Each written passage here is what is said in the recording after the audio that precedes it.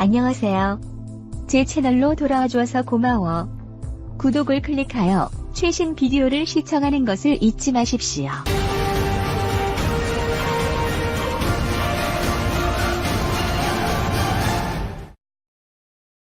한일 외교 당국이 광복절 직후 차관급 회담을 갖기로 하고 위제 등을 최종 조율 중인 것으로 13일 알려졌다.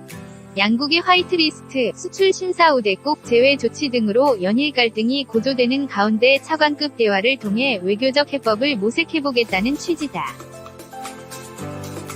서울의 외교 소식통은 이날 조세영 외교부 1차 관이 16, 17일쯤 아키바 다케오 키우 예갱난 일본 외무성 사무차관과 만나 일본의 수출 규제 조치와 일제 강제징용 배상 문제 해법 등 한일 양국 갈등 사안을 논의할 예정이라고 했다.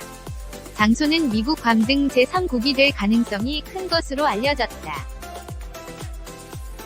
조 차관은 지난 6월 비공개로 일본을 방문해 한일 양국 기업의 출연금으로 재원을 조성해 징용 피해자들에게 위자료를 지급하는 1+1 안을 제안했지만 일본이 즉각 거부했다.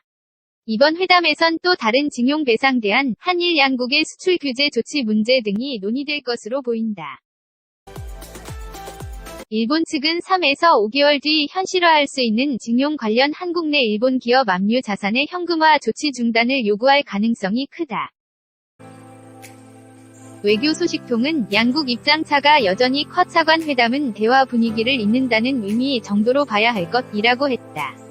문재인 대통령도 이날 일본과의 외교적 해결을 위한 노력을 계속할 것이라고 했다.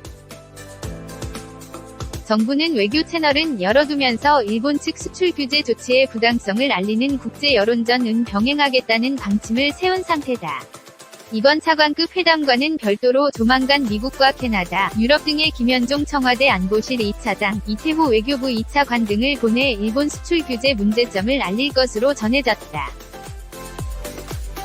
아베 신조, 안 베이진 센 일본 총리가 오는 24에서 26일 프랑스에서 열리는 G7 주요 7국 정상회의에서 한일 문제를 거론할 가능성이 있어 미리 국제 여론을 환기하려는 차원이다.